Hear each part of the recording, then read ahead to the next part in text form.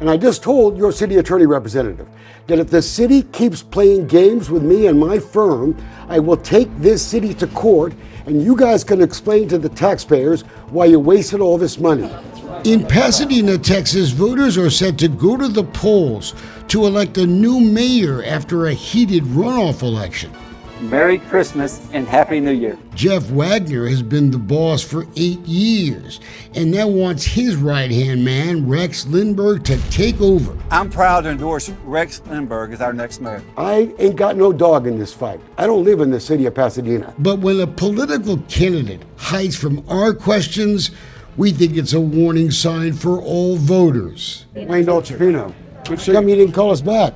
We wanted to talk to you. I hadn't talked to you. I know, we called you a bunch of times. Did you? Okay, well, Yeah. call me tomorrow. Okay. We have a council meeting tonight. We did. Lindbergh's clearly avoiding us, and we may know why. And at the last city council meeting, the mayor was clearly squirming. I was there to send a message. Our investigation has widened. Public corruption complaints have come in over the last several weeks. Pasadena has gotten a lot of nicknames over the years. Pasa Get Down Dina and Stinkadina. But there's a smell coming, and it's not from the chemical plants. It's coming from City Hall. Shame on y'all.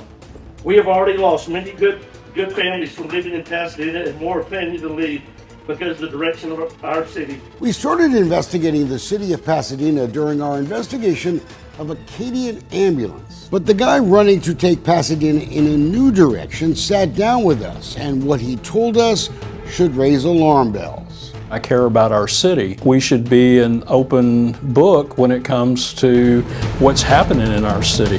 We are employed by the citizens of Pasadena, and we owe that to them.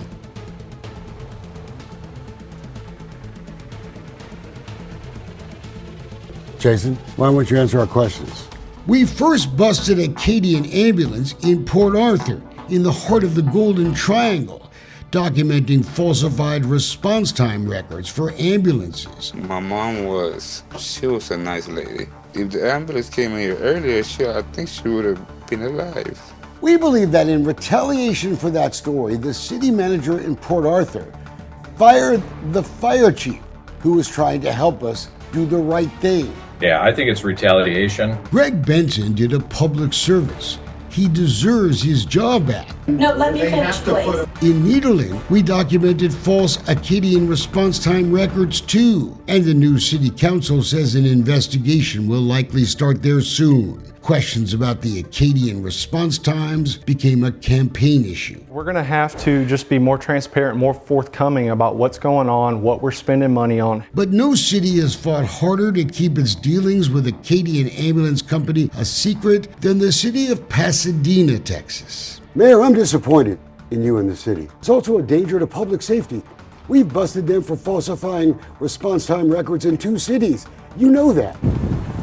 We first asked the city for Acadian response time records in December of 2023 as part of our initial investigation into the company. The city tried to hide the records. The Attorney General made them cough them up. That's when we first learned the city had no records. And I find that repulsive, number one. And if the response times are poor and our tax dollars are going toward a service, we're being ripped off.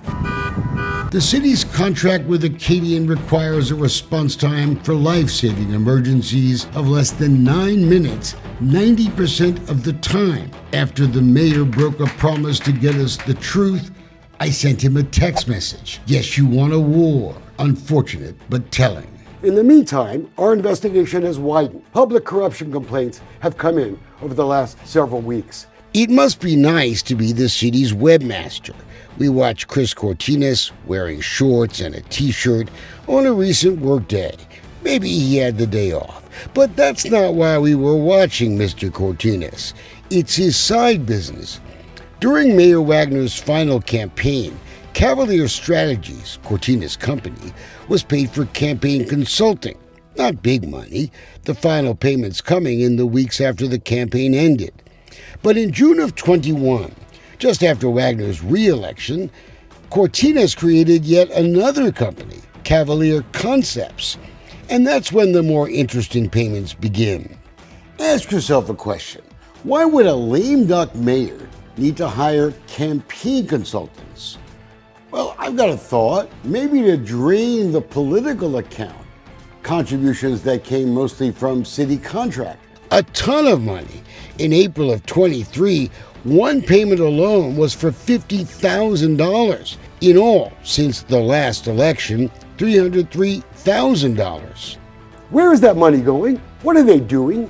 In February, Cavalier Concepts lost its right to do business in Texas for not paying their taxes.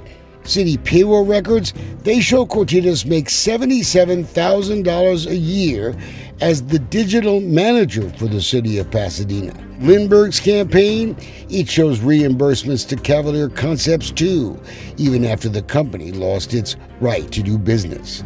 Let's keep going.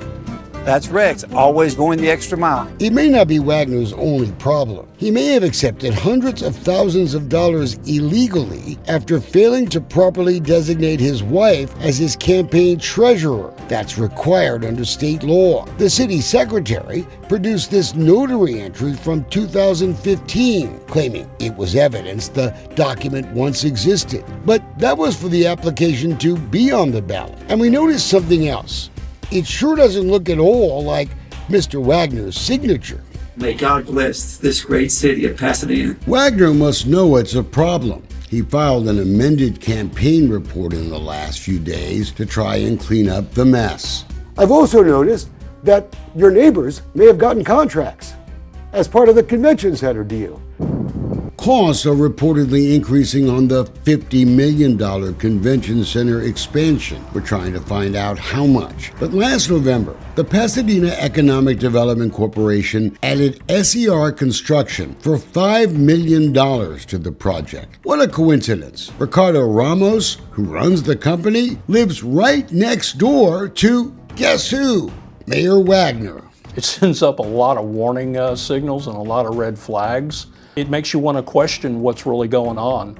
The convention center is already facing delays and cost overruns. It may be to the point where we need to stop the project altogether, reevaluate, and go forward with a new plan. You'd think he'd be popular on his own street, but not so fast. When Wagner's wife complained about a political sign for Thomas Schoenbein in a neighbor's yard, the neighbor got a bigger sign, a sign of voter discontent with the status quo. I truly believe that we need to do a forensic audit. Shame on us if we don't understand that there's problems within City Hall.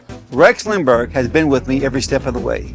Rex Lindbergh had the chance to sit down with us, but he didn't. We had questions, like what role did he play in getting jobs for relatives on the city payroll? What does he know about the convention center expansion and the work of Cavalier Concepts? A City Hall critic recently posted signs that told folks to call to report organized crime. He then captured video of Wagner and his right-hand man, Rex Lindbergh, pulling those signs up. Police were called, but nothing was done. We need to change the way we do business. I want City Hall to be clean, yes.